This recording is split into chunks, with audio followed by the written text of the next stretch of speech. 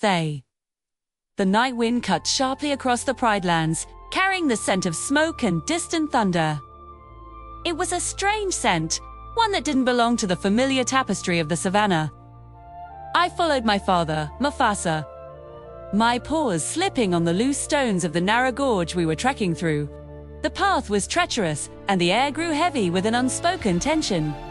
Firelight flickered ahead, dancing and reflecting in Mufasa's calm, steady eyes.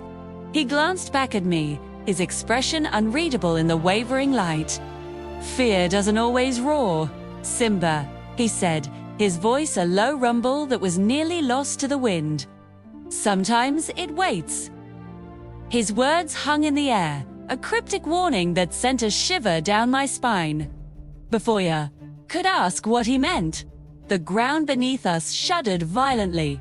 A deep groan echoed from the earth itself. Then, with a deafening roar, flames burst from hidden cracks in the rock walls, sealing the path behind us. The gorge, once a simple passage, had become a trap. The heat was instantaneous and suffocating, pressing in from all sides. My breath shortened, my lungs burning with every inhale of the superheated air. I had faced danger before. Hyenas, stampedes, the thrill of the hunt. But this felt different.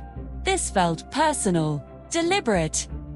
It felt like the very land was turning against us. From the shadows, shapes began to move. They weren't enemies of flesh and bone, not hyenas or rival lions. Note, these were beings of pure fire, surging and collapsing, like living, breathing creatures. They danced with a malevolent grace, their forms twisting in the oppressive heat. My instincts screamed at me to fight, to attack. I gathered my muscles, ready to lunge forward, to meet this threat with tooth and claw. But Mufasa blocked me with a single, powerful step. This body was a wall between me and the fiery apparitions. "Not strength first, Simba," he warned, his voice firm and unwavering despite the inferno closing in. Think. How could I think when my fur was scorching and the air was fire? But his command cut through the panic. I forced myself to slow my racing heartbeat, to control the ragged gasps for air.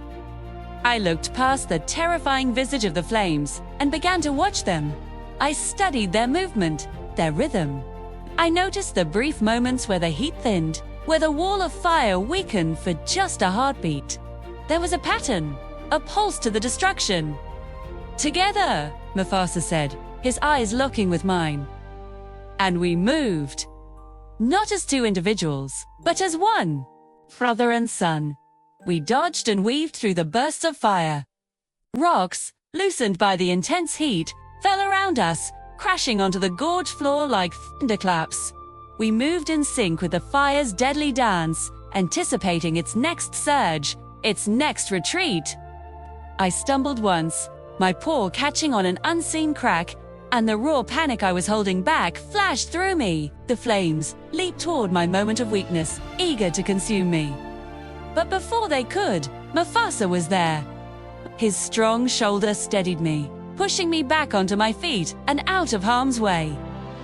"You survive by trusting more than your claws," he said, his voice a steady anchor in the chaos. The gorge seemed to tighten around us. Slows, the walls closing in, the heat becoming almost unbearable. It felt as if we were being tested, pushed to our absolute limits, and in that moment of searing clarity, I understood. This was no accident of nature. This wasn't just a random wildfire. This was a lesson written in fire, orchestrated by a force I couldn't yet comprehend. Every leap, every coordinated dodge, too. Every shared glance with my father was part of a curriculum designed to teach me something far more profound than how to fight. It was teaching me how to lead, how to think under pressure, how to trust not just my own strength, but the wisdom of those who came before me. The fire wasn't just trying to destroy us, it was forging us. Oh, as we navigated the fiery maze, I started to see beyond the immediate danger. I saw the lesson in Mufasa's calm demeanor, the strength in his patience.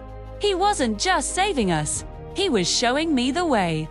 He was teaching me that true power isn't about the roar, but the quiet confidence to face the flames and find the path through. My fear began to recede, replaced by a focused determination. I was no longer just a cub following his father. I was a student, learning the most important lesson of my life. My movements became more fluid, my instincts sharpened, not by panic, but by observation. I saw the openings before they fully formed, felt the shift in the air that signaled a new burst of flame. We moved as one entity, a dance of survival and understanding. Fear began to thin, and ahead, through the shimmering heat, I saw a break in the fiery wall. It was our way out. With a final, coordinated effort, we sprinted. The heat lashed at our heels, a final, desperate attempt to hold us back. We burst through the curtain of fire and into the cool night air, gasping, our fur singed, our bodies aching. We collapsed onto the solid ground of the savannah, the smell of smoke clinging to us. The gorge behind us still glowed like the maw of some great beast. I looked at my father, his massive chest heaving, his eyes reflecting the distant fire. He looked back at me, not with relief, but with a deep, knowing pride. He hadn't just led me out of a trap. He had led me through a crucible. Had shown me that the greatest challenges are not meant to break us, but to reveal the strengths we never knew we had. That night, under the smoke-filled sky, I learned that a king's courage isn't measured by the battles he wins, but by the fires he walks through. The roar of the flames had faded, but the quiet wisdom of my father's lesson echoed louder than any sound I had ever heard. Thank you for watching this story unfold. If you were moved by this journey of courage and wisdom, please like, share, and subscribe for more tales from the heart of the wild. Until next time, stay strong and think before you roar. The flames grew wilder, leaping higher and higher, forcing them back toward a crumbling ledge. Simba felt a cold, familiar fear claw at his chest. The old memory of loss, the echoing fall, whispered that he would fail again, just like he did before. But then, Mufasa stepped ahead, a solid, unwavering presence. He placed himself between Simba and the raging inferno. We will not always be here to protect you, he said, his voice firm, his golden eyes never leaving the fire. So you must learn now. You must learn to be brave when you feel afraid. Suddenly, a massive, burning pillar crashed down between them, splitting the path in two. The ground shuddered. Simba was separated, trapped, with a deafening roar of the heat in his ears. It was all-consuming, a wall of orange and black. "Father!" he screamed, his voice raw with panic. For a heart-stopping moment, there was only the sound of crackling fire and his own frantic heartbeat. It felt just like the gorge all over again. Helpless, alone. Then, Mufasa's voice cut through the chaos, steady and unbroken, a lifeline in the storm. "Listen, Simba. Listen." Confused, Simba squeezed his eyes shut, trying to block out the overwhelming sight of the flames. He forced himself to concentrate, to push past the roar. And beneath the violent crackle of the fire, he heard it, a faint but distinct sound. It was the wind, whistling through a narrow gap in the stone somewhere to his left. A path, hope surged through him. He followed the sound, his instincts taking over. He gathered his strength, took a running start, and leaped through a thinning wall of fire. The heat seared his fur, but he pushed through, landing hard on the scorched ground beside Mufasa, alive.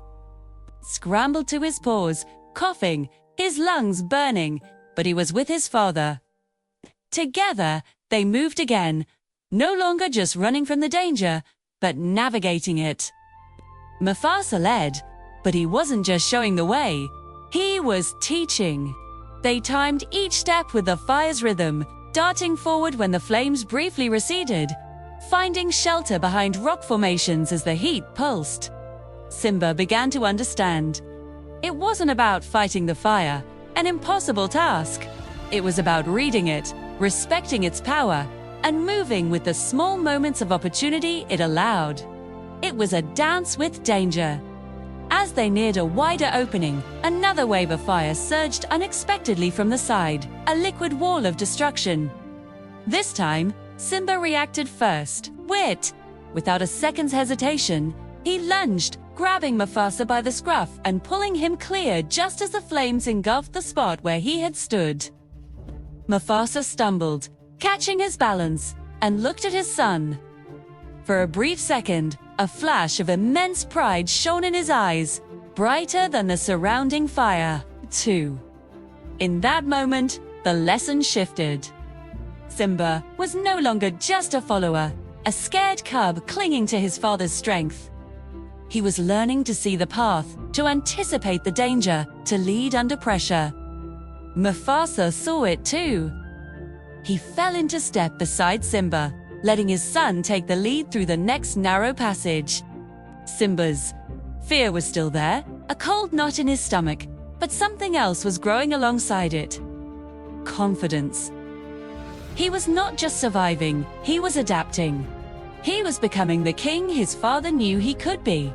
They found a temporary reprieve in a small cavern, the entrance partially shielded by a rock overhang. Catching their breath, Mufasa looked at Simba, his expression serious. The fire is like the challenges you will face as king, Simba. It is powerful, unpredictable, and it can consume everything if you let it. You cannot command it, but you can learn its nature. You can find the way through. He placed a heavy paw on Simba's shoulder. Bravery is not the absence of fear. It is acting in spite of it. As they prepared to move again, Simba looked back at the inferno. It was still a terrifying force of nature, but it was no longer an insurmountable monster. It was a problem to be solved, a path to be navigated. He had faced the fire, and he had not been broken. He had listened, he had learned, and he had led. The final stretch to safety lay ahead, but Simba now faced it with a new strength, forged in the heart of the flames. He was not just the son of Mufasa anymore.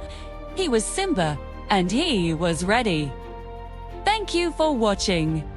If you enjoyed this story, make sure to like, subscribe, and hit that notification bell for more content just like this.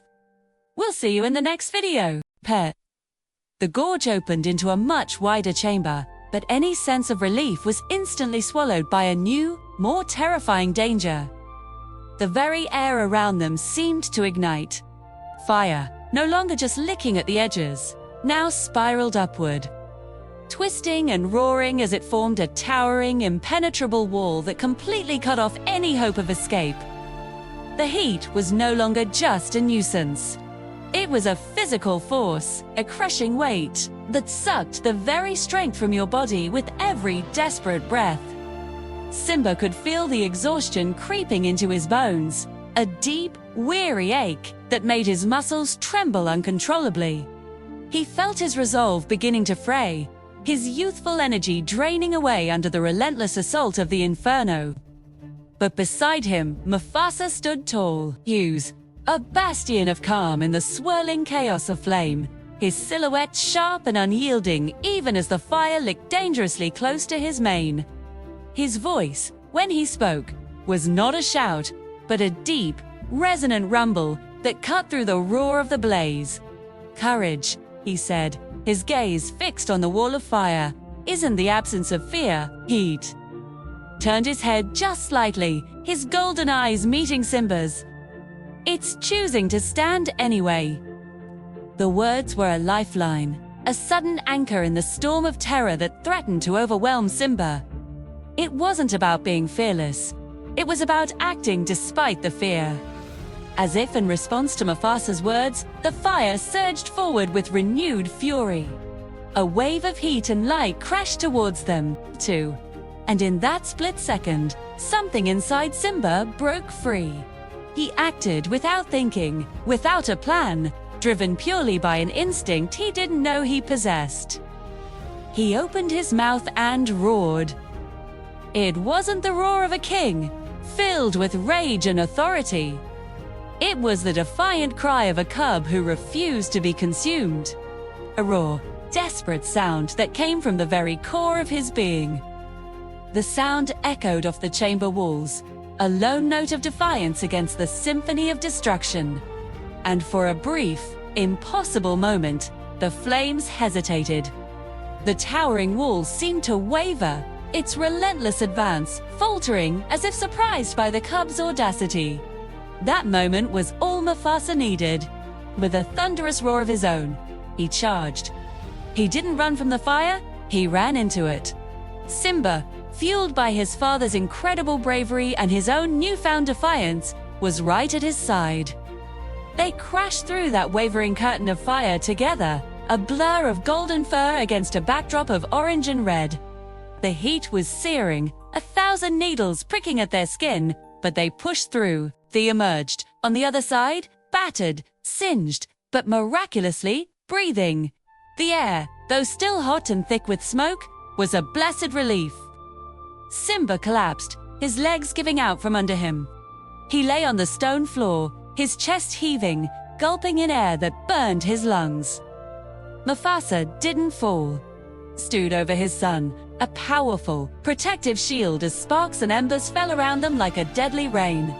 He waited patiently for Simba's breathing to even out, his presence a silent promise of safety. After a long moment, he spoke, his voice soft and filled with a profound sense of pride. "You did not run," Mufasa said, the words simple but carrying immense weight. "That matters." Simba looked up at his father, his eyes wide. In that moment, he realized something deeper than survival had just been tested. This wasn't just about escaping a fire. It was a test of will, of spirit. The fire itself was already fading, the Great Wall receding as if its purpose was complete. Satisfied with the lesson it had taught, the lesson was never about winning a fight against an element. It was about finding the strength to endure, to stand when everything inside you screams to run. It was about discovering that the courage you need is already inside you, waiting for the moment you choose to use it. That's a lesson that stays with you long after the embers have gone cold. Stay. Thanks for watching, and if this story resonated with you, be sure to subscribe for more. 2.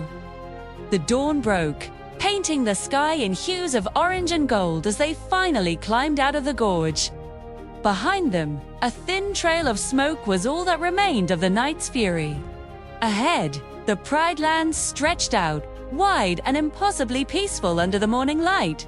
Simba walked beside his father, every muscle aching. A deep soreness settled in his bones, but with the soreness came a new strength, a resilience he hadn't known he possessed. His mind, however, was still racing, replaying the terrifying images of flame and shadow. He broke the silence, his voice raw. Why did this have to happen? Mufasa stopped walking. His gaze swept over the vast expanse of their kingdom, a kingdom that looked so serene now. As if untouched by the chaos they had just escaped. He turned to Simba, his eyes carrying the weight of ages. "Because one day, Simba, the fire will come for you alone." His voice was low, but it carried an undeniable gravity. "And when it does, you must remember this night. You must remember the heat, the fear, and how you found your way through it." Simba looked at his father, the words sinking deep into his chest. A profound understanding began to settle there, quieting the storm in his mind. He had faced fear head-on, a fear so primal it threatened to consume him, but he hadn't lost himself to it. He had survived the fire, not by trying to overpower its destructive force, but by moving with it, by respecting the raw, untamable lesson it carried. He had learned that some things aren't meant to be conquered, but to be endured and understood. Mufasa leaned in, placing his great head gently against Simba's small one. The gesture was one of immense love and profound wisdom. "A king is not made when the land is calm and the sun is shining," he said, his voice a soft rumble. "He is forged when everything around him burns, when the world is chaos and ash. It is in that moment of trial that he must choose who he will be. Will he be consumed by the flames of his own fear, or will he rise from the ashes, tempered and stronger?" As the sun climbed higher, its brilliant rays burned away the last of the clinging night shadows. Simba took a step forward, and then another. He could feel a new weight on his young shoulders. It wasn't the crushing weight of fear that had burdened him in the gorge, but something different. It was the solid, grounding weight of purpose. The fire had been a test, a brutal and unforgiving crucible. But he had not broken. He had learned to stand. As he walked into the light of the new day, he knew, deep in his heart, that he was ready for whatever came next. He was no longer just a prince. He was becoming a king. This story isn't just about a lion cub. It's a powerful metaphor for our own lives. We all face fires. They can be failures, heartbreaks, losses, or overwhelming challenges that threaten to burn our world to the ground. Here, in those moments, it's natural to ask, why me? Why did this have to happen? Mufasa's wisdom offers a profound answer. These trials are not random punishments. They are forging moments. They are the experiences that shape our character, build our resilience, and reveal our true strength. Think about the most difficult time in your life. It felt like an ending, didn't it? A destructive blaze that left nothing but smoke and ash. But look at where you are now. You survived. You learned something from that fire. You learned about your own limits, and you learned how to push past them. You discovered a strength you never knew you had. Like Simba, you learn that you can face fear without letting it define you, too. The most crucial lesson here is about choice. When everything is burning, we have a choice. We can let the flames of anger, despair, or self-pity consume us. Or we can choose to be like the blacksmith who uses the fire to temper steel. We can use the heat of our trials to forge a stronger, more resilient version of ourselves. The fire doesn't create the king. It reveals him. The challenges you face don't create your character. They reveal it. A calm sea never made a skilled sailor. A peaceful land never made a wise king. It is through navigating the storms and surviving the fires that we earn our crowns. The weight of purpose that Simba feels is the understanding that his past pain is not a scar to be hidden, but a medal to be worn. A tease. Proof that he has been tested and has not been found wanting. It is the foundation upon which he will build his reign. So the next time you find yourself in the gorge, surrounded by flames, remember this. This is not the end. This is your forging. This is the moment the universe is asking you, who will you be? Will you be the one who burns, or the one who is reborn from the fire? Your answer to that question will define your kingdom. It will define your legacy. The fire tests us all, but it is in learning to stand afterward that we truly begin to live. It's in those moments that we find our purpose and step into our power. Thank you so much for watching. If this story resonated with you, please like, share, and subscribe for more content that explores the deeper meanings in the stories we love. Until next time, stand tall.